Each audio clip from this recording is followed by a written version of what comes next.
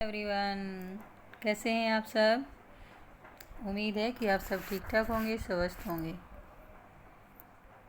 तो फिर आइए चलिए हम स्टार्ट करते हैं आज की हमारी जो एस्थेट सीरीज हमने स्टार्ट कर रखी है। आज हम करेंगे 11th क्लास की स्नैपशॉट्स बुक्स का 4th lesson, Albert Einstein at school. ठीक है, तो इस पूरे लेसन में अल्बर्ट जो जिस स्कूल में पढ़ते हैं, जर्मन के जिस स्कूल में पढ़ते हैं, वहाँ पे उनको कैसे स्कूल से बाहर निकाला गया है, इस बारे में ही बताया गया है। और ये लेसन लिखा है किसने? पैट्रिक प्रिंगल ने।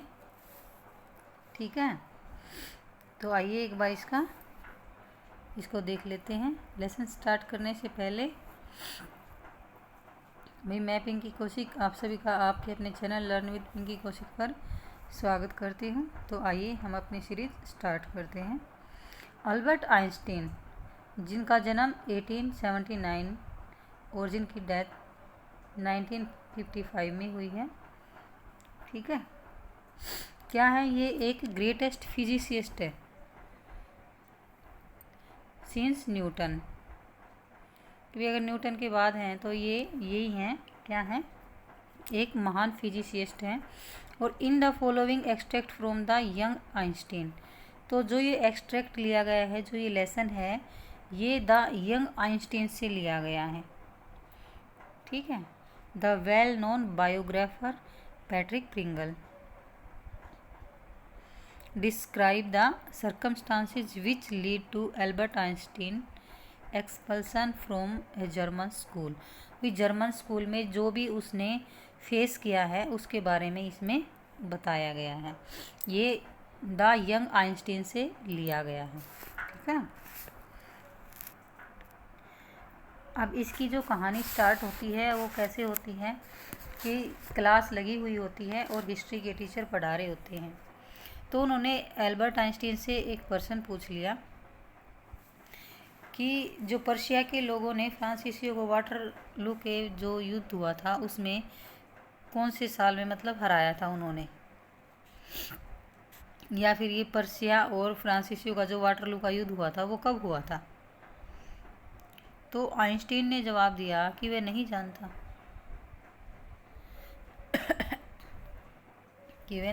तो फिर टीचर कहते हैं कि वाई डोंट यू नो, तुम क्यों नहीं जानते? You have been told it often, तो enough I must have forgotten. तो भी टीचर कहते हैं कि भाई तुम क्यों नहीं जानते, क्लास में भी बहुत बार बताया गया है। तो ये कहता है कि शायद मैं भूल गया हूँ।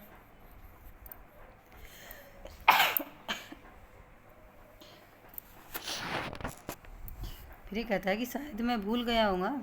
उसने अध्यापक को बताया, मतलब टीचर को वो बताता है कि मुझे तो इसमें कोई फैक्ट लगता ही नहीं, भाई मुझे अच्छा ही नहीं लगता कि भाई डेट्स को याद किया जाए। मतलब वो बिल्कुल इतना ऑनेस्टली बोलता है कि मुझे याद नहीं है और ना ही मैंने याद किया है। I can't see any point in learning dates, और कहता है कि मुझे कोई पॉइंट लगता ही नहीं कि भाई डेट्स को याद किया जाए, मुझे कोई ऐसा पॉइंट नहीं लगता। क्योंकि one can always look them up in a book, कि भी कोई भी नहीं बुक में कभी भी देख सकता है। मतलब जो डेट्स हैं वो बुक में फिक्स की गई हैं, उन्हें तो कोई भी कभी भी देख सकता है। तो ये मिस्टर ब्रोन ये इनके हिस्ट्री के टीचर का नाम है, मिस्टर ब्रोन। ये एक बार तो बिल्कुल स्पीचलेस हो जाते हैं कुछ टाइम के लिए कि भाई ये क्या कह दिया इसने। फिर कहते हैं यू अमेज मी आइंस्टाइन, तुमने तो मुझे हैरानी कर दिया। He said at last, don't you realize that one can always look most things up in the looks, कि भाई तुम्हें ये चीज़ का पता भी है कि भाई बहुत सारी चीज़ें हैं उन्हें तो किताबों में ही देखा जा सकता है। That applies to all the facts you learn at school, भाई स्कूल में तुम जितने कुछ भी फैक्ट्स पढ़ते हो उन्हें मोस्टली सभी को किताबों में देखा जा सकता है। फिर कहता है जी सर, यस सर। तो मतलब तुम्हें इनमें याद करने में कोई भी फैक्ट नहीं लगता, फैक्ट को याद करने में तुझे कोई लर्निंग नहीं लगती। तो अल्बर्ट कहता है कि नहीं, मतलब क्या है कि अल्बर्ट को जो ये ट्रेडिशनल एजुकेशन है ये बिल्कुल भी पसंद नहीं है। तो अल्बर्ट इसी बात पे कहता है कि नहीं सर, मुझे जो डेट्स वगैरह हैं, जो फैक्ट हैं, उन्हें लर्न करने में कोई भी फैक्ट नहीं लगता। तो फिर वो कहते हैं कि भाई चलो तुम ही बता दो, तुम्हें क्या अच्छा लगता है, क्या होना चाहिए। तो वो कहता है कि फैक्ट्स का क्या है, फैक्ट्स तो कभी भी आदमी कर लेगा। अब मुझे इस चीज़ से कोई मतलब नहीं है कि भाई पर्शिया और जो फ्रांसीसियों का युद्ध हुआ था वो कब हुआ था, उस युद्ध में कितने सैनिक मारे गए। इन फैक्ट्स से मतलब फैक्ट को याद करना मुझे लर्निंग एजुकेशन नहीं लगती। मुझे तो फैक्ट से ज़्यादा थॉट्स में बिलीव है। भाई मैं फैक्ट से ज़्यादा थॉट्स को लर्न करना ही, उसको समझना ही एजुकेशन समझता हूँ। कि मुझे ये ज़रूरी नहीं है कि भाई युद्ध कब हुआ था, मैं तो ये जानना चाहता हूँ कि युद्ध हुआ क्यों था, जो सोल्जर्स आपस में लड़ रहे थे वो क्यों लड़ रहे थे। मेन फैक्ट तो मेन जो ये थॉट्स हैं मैं इनके बारे में समझना चाहता हूँ। मैं ये डेट्स वगैरह याद करने में मुझे कोई इंटरेस्ट नहीं है। तो जो टीचर हैं उससे परेशान आ जाते हैं और उससे कहते हैं कि भाई तुम आगे अब क्लास में अपनी जो पढ़ाई है वो कंटिन्यू नहीं कर पाओगे, तुम एक मतलब क्लास के लिए एक सरदर्द बन चुके हो टीचर के लिए। ना ही तो तुम कुछ टीचर को पढ़ाने देते हो और ना ही बच्चों को पढ़ने देते हो। फिर जब दोपहर के समय स्कूल से उसको निकाल दिया जाता है तो वो मतलब कुछ तो भाई दुख तो होता है, उसको सैड हो जाता है। लेकिन इतना भी कुछ नहीं था, वो सोच अब वो मन ही मन सोचता है कि काश मेरे जो फादर हैं वो मुझे बुला लें। लेकिन उसको पता था कि ऐसा नहीं होगा, उसके फादर अभी उसे बुलाएंगे नहीं जब तक वो अपना डिप्लोमा पूरा नहीं कर लेगा। और उसके जो फादर हैं वो एक भाई गरीब इंसान है, इसीलिए उन्होंने म्यूनिक के एक बिल्कुल ही गरीब जो क्वार्टर हैं वहाँ पर एक मतलब पुअरेस्ट जो सबसे क्वार्टर हैं वहाँ पे एक कमरा लेके उनको उसको दे रखा है, जहाँ पे उसको भोजन है वो भी अच्छा नहीं मिलता और लैक ऑफ कंफर्टेबल, उसको मतलब वहाँ पे अच्छा सा आराम भी नहीं है और गंदगी भरा इलाका है। और आइंस्टीन को जो ये जो झुग्गी झोपड़ की जो गंदगी है और वो जहाँ के आए दिन की जो लड़ाई दंगे हैं वो उसे बिल्कुल भी पसंद नहीं है, ये सब चीज़ें उसे अच्छी नहीं लगती। और जो लैंड लेडी है जहाँ पे वो कमरा उसने ले रखा वहाँ रहता है, वो क्या करती है कि वो डेली अपने बच्चों को पीटती है, ये चीज़ उसको अच्छी नहीं लगती। और फिर जब सैटरडे को जो लैंड लेडी के जो हस्बैंड है वो आते हैं तो वो शराब पीकर वो उसको पीटते हैं। तो मतलब ये सब लड़ाई झगड़े उसको बिल्कुल भी अच्छे नहीं लगते। क्योंकि अब उसका एक फ्रेंड है यूरी, तो ये सारी बातें वो यूरी को बताता है कि भाई चलो अच्छा है तुम है ना कुछ मतलब भाई सभी लोगों के साथ तो रहते हो, तुम्हें नहीं पता कि मैं जिस बस्ती में रहता हूँ वो मतलब कैसी है, मुझे बिल्कुल भी पसंद नहीं है। फिर यूरी बताता है कि तुम्हें तो ऐसे ही लगता है कि मैं सभी लोगों के बीच रहता हूँ, उन लोगों के बीच में कितने लड़ाई दंगे रहते हैं। क्या तुमने पीछे सुना था कि जो भाई मतलब वो द्वंद्व युद्ध हुआ था, ड्वेल युद्ध में एक छात्र ने दूसरे छात्र को मार दिया था और उस स्टूडेंट का कुछ भी नहीं। अब तुम सोचो कि एक तो मर गया, अब जो दूसरा मर गया उसका क्या होगा, लेकिन उसका कुछ भी नहीं हुआ। तो ऐसे ही वहाँ पे भी लड़ाई दंगे ये होते रहते हैं और आगे जाके तुम भी तो एक छात्र ही मतलब एक स्टूडेंट ही बनोगे। तो अल्बर्ट कहता है कि पता नहीं भाई क्या ऐसा हो पाएगा या नहीं हो पाएगा। तो ऐसा कुछ नहीं है, बस सबसे बड़ी बात यह है कि बस तुम्हारे पास रहने के लिए एक कमरा तो है, भाई तुम रोड पे तो नहीं रहते, इसी बात से हमें संतुष्ट रहना चाहिए। अब एक और दिखाते हैं कि एल्बर्ट की एक कज़न है एल्सा जो कि बर्लिन में रहती है और वो जब भी म्यूनिख आती है तो वो अल्बर्ट से मिलती है। तो अगली बार जब वो म्यूनिख आई तो अल्बर्ट से मिलती है और अल्बर्ट भी उसे बताता है, उसे पता चलता है कि इसे स्कूल से निकाल दिया जाता है। तो तब वो कहती है कि भाई तुम अपना डिप्लोमा पूरा कर सकते हो अगर तुम कोशिश करो तो, क्योंकि तुमसे भी ज़्यादा स्टूपिड स्टूडेंट्स को मैंने देखा है पास होते हुए, क्या तुम ऐसा नहीं कर सकते। तो वो कहता है कि मुझे ये फैक्ट्स याद नहीं होते, मुझे ये अच्छा नहीं लगता, मैं चीज़ों को दिल से समझना चाहता हूँ, मुझे ये सब ऐसे रटना वटना अच्छा नहीं लगता। तो फिर वो कहती हैं भाई चलो ठीक है, तुम्हें ये चीज़ें समझ नहीं आती तो तुम इनको रट तो सकते हो, मतलब कि भाई बार बार उनको दोहरा सकते हो चीज़ों को, भाई तुम्हें ना समझ में आए तो मत समझो। लेकिन अब अगर बार बार एक अगर पैरेट को भी बार बार कुछ सिखाया जाए रटाया जाए तो वो भी उस बात को बोलने लग जाता है। तो तुम ऐसे ही बार बार चीज़ों को भाई रिवाइज करते रहो, तुम्हें ऑटोमेटिक भी याद हो जाएंगे और तुम ऐसे ही अपना डिप्लोमा पूरा कर जाओगे। तो फिर वो कहता है कि भाई मुझे ये सब अच्छा ही नहीं लगता। और फिर वो देखती है कि वो एक साइंस की बुक पढ़ रहा होता है, फिर ये पूछती है कि क्या भैया तुम्हारे स्कूल में लगती है। तो कहता है कि नहीं मुझे ये स्कूल में तो कहाँ लगती है, भाई स्कूल में कोई साइंस वगैरह नहीं पढ़ाया जाता ऐसा, लेकिन मुझे ये बुक पढ़नी अच्छी लगती है, मैं इसको इसलिए पढ़ता हूँ। तो वो कहते हैं कि जब तुम इसको पढ़ सकते हो तो भाई तुम उसको भी तो रट सकते हो और ये तुम्हें करना ही होगा अपना डिप्लोमा पूरा करने के लिए। अब क्या है दिखाया गया है कि इसमें अल्बर्ट को साइंस पढ़ना अच्छा लगता है। दूसरा क्या है कि भाई जो अल्बर्ट हैं उनको म्यूजिक बहुत पसंद है और वो अपनी वोयलिन बजाते रहते हैं उस शोर शराबे से छुटकारा पाने के लिए। लेकिन अब वो जब वोयलिन बजाते हैं तो जो लैंड लेडी है उसको दिक्कत हो जाती है कि भाई तुम क्यों शोर मचा रही हो। तो जब तक वो उसके रोकने नहीं आती इतनी वो बजा देती है, जब वो गुस्सा करती है तो वो रोक देता है। अब मन तो उसका भी करता है कि भाई मेरी जो वोयलिन से इतना मतलब शोर कहाँ हो रहा है जितना शोर तुम लोग रोज़ मारपीट और झगड़े में करते हो। लेकिन भाई उसे पता है कि तुझे रहना तो यहीं है, इसलिए वो कहता नहीं है और अपनी वॉयलिन भाई जब वो कहती है तो बंद कर देता है। क्योंकि अब उसको 6 महीने हो गए थे वहाँ पे, 6 महीने का उसका जो वो डिप्लोमा था। फिर वो उसको बताता है कि भाई अब मुझे तो है ना यहाँ से चला जाना चाहिए। किसको बताता है? यूरी को, क्योंकि वही उसका एकमात्र वहाँ पे दोस्त है जिससे वो अपनी बातें शेयर करता है हर तरह की। फिर वो यूरी को बताता है कि भाई मुझे तो है ना यहाँ से चला जाना चाहिए, मुझे बिल्कुल भी अच्छा नहीं लगता। और तुम है ना अगर मेरी एक हेल्प कर सकते हो ना तो ऐसे करो कि किसी एक डॉक्टर को भाई ढूंढ निकालो तुम, या फिर कोई तुम्हारा ऐसा कोई फ्रेंड डॉक्टर हो। भाई तुम तो वहाँ मेडिकल स्टूडेंट्स के साथ ही रहते हो, तो कोई मुझे एक ऐसा डॉक्टर बताओ जो मुझे मतलब मेरी नर्स ब्रेक डाउन का सर्टिफिकेट बना के दे दे, जो मैं स्कूल में दिखाऊं और मुझे स्कूल से बाहर निकाल दिया जाए और मुझे स्कूल से छुटकारा मिल जाए, और इसमें तुम ही मेरी मदद कर सकते हो। तो यूरी कहता है कि भाई नहीं, मैं ऐसे किसी डॉक्टर को नहीं जानता और मैं ऐसा कुछ नहीं करूँगा। लेकिन उसके बार बार कहने पर फिर यूरी कहता है कि हाँ मुझे याद आया, मुझे एक डॉक्टर का नाम ध्यान आता है। तो बताओ डॉक्टर क्या नाम बताओ उसने डॉक्टर का? Doctor Ernest Weil. तो कहता है कि वो ठीक है भाई तुम उससे मिल लेना। वो उन दोनों की मीटिंग करा देता है और वो सारी बातें, वैसे तो यूरी पहले ही डॉक्टर को सारी बातें बता देता है आइंस्टीन के बारे में।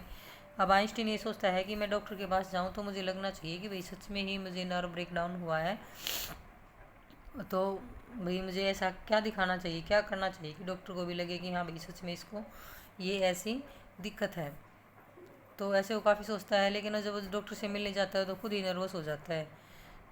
और दोनों की जब आपस में मीटिंग होती है, बातचीत होनी शुरू हो जाती है, तो डॉक्टर कहते हैं कि भाई तुम्हें कुछ भी ऐसा दिखाने की ज़रूरत नहीं है कि भाई तुम सच में ही तुम्हारी नर्व्स ब्रेक डाउन हुई हैं, सच में ही तुम्हें ऐसे ही मतलब सफोकेशन घबराहट वगैरह हो रहा है, तो ऐसा कुछ दिखाने की ज़रूरत नहीं है। यूरी ने तुम्हारे बारे में मुझे सब कुछ बता दिया है, पर मैं चाहता हूँ कि तुम ऐसा क्यों चाहते हो कि भाई मैं तुम्हें सर्टिफिकेट बना के दूँ और तुम्हें स्कूल से निकाल दिया जाए। तो वो कहता है कि मैं स्कूल से तंग आ चुका हूँ और मैं इस स्कूल में अब आगे अपनी स्टडी नहीं करना चाहता। भी मैं यहाँ से है ना मिलान चला जाऊँगा और वहाँ जाके कहीं अच्छे किसी मतलब कॉलेज या इंस्टीट्यूट में एडमिशन ले लूँगा। तो डॉक्टर कहता है कि भाई तुम्हें एडमिशन देगा कौन? फिर वो कहता है कि मैं है ना अपने जो मेरे मैथमेटिक्स के टीचर हैं मिस्टर कोच, उनसे एक सर्टिफिकेट बनवाऊँगा और जिसके ज़रिए मैं आगे जाकर ले लूँगा, क्योंकि जो ये आइंस्टाइन है ये मैथ में भी अच्छे हैं। तो इसके जो कोच हैं वो भी इसको एक फिर सर्टिफिकेट बनाकर दे देते हैं। तो वो डॉक्टर हैं वो कहते हैं कि भाई कितने टाइम के लिए तुम्हें मैं ये बना के दूँ? तो कहते हैं 6 मंथ के लिए ही काफ़ी होगा भाई मुझे स्कूल से बाहर निकालने के लिए। 6 मंथ के लिए वो उसे सर्टिफिकेट बना देते हैं और इस बात से आइंस्टीन है वो बिल्कुल खुश है। अब आइंस्टीन सोचता है कि भाई मैं कल स्कूल जाऊँगा और जाके टीचर को ये दिखा दूँगा और मुझे स्कूल से निकाल दिया जाएगा। और फिर वो अपने मैथ के टीचर फिर से कहते हैं कि वहाँ जाने से पहले, इसको दिखाने से पहले मुझे मैथ के टीचर से सर्टिफिकेट बनवा लेना चाहिए आगे एडमिशन के लिए, ताकि मुझे कोई दिक्कत ना आए।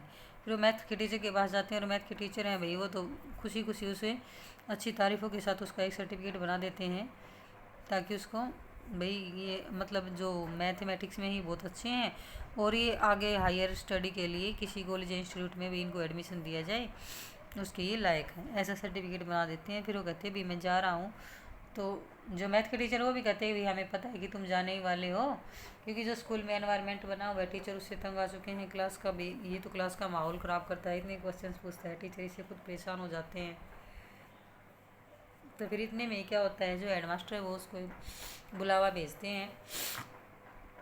तो सोचता है कि भाई चलो क्या है, कुछ भाई मेरी जैसे किसी और हरकत की वजह से सज़ा देने के लिए हेडमास्टर ने मुझे बुलाया होगा, चलो चलते हैं।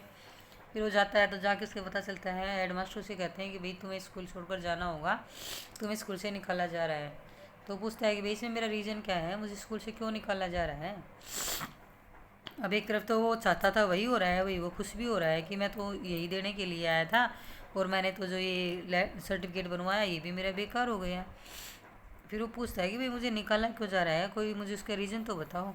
तो जो हेडमास्टर वो कहते हैं कि भाई तुम है ना जो क्लास में है ना आए दिन मतलब रिबिलियन भी मतलब एनवायरनमेंट करते हो, लड़ाई झगड़े मतलब ये विद्रोह टाइप का एनवायरनमेंट बना देते हो, टीचर वो तुमसे परेशान हो गए हैं, उन्हें पढ़ाना बहुत मुश्किल हो जाता है जब तुम क्लास में रहते हो। तो तुम्हें फिर वो सोच कहता है कि भाई मुझे तो मैं तो स्वयं ही ये तुम्हारा स्कूल छोड़कर जा रहा था। फिर वो ऐसा भी सोचता है कि भाई ये जो बनवाया ये तो बेकार हो गया, और फिर क्या करता है ऐसे में हेडमास्टर के कहने से ही वो चला जाता है। फिर हेडमास्टर जाते हुए उसे कहते हैं कि भाई तुम जा रहे हो तो जाते समय ये दरवाज़ा बंद करके जाना। तो एल्बर्ट क्या करता है इस बात पे बिल्कुल भी ध्यान नहीं देता, उसको इग्नोर कर देता है और अपना ही ऐसे मुंह पर उठाता है और चल पड़ता है और दोबारा मुड़ के उस स्कूल की तरफ कभी नहीं देखता। फिर वो सोचता है कि भाई चलो मैं अब यहाँ से जा रहा हूँ, तो म्यूनिक को छोड़ने जा रहा हूँ, तो कोई ऐसे भी जिसको गुड बाय बोला जाए, जाने से पहले लोग मिलते हैं, तो उसका एक ही मात्र दोस्त है यूरी।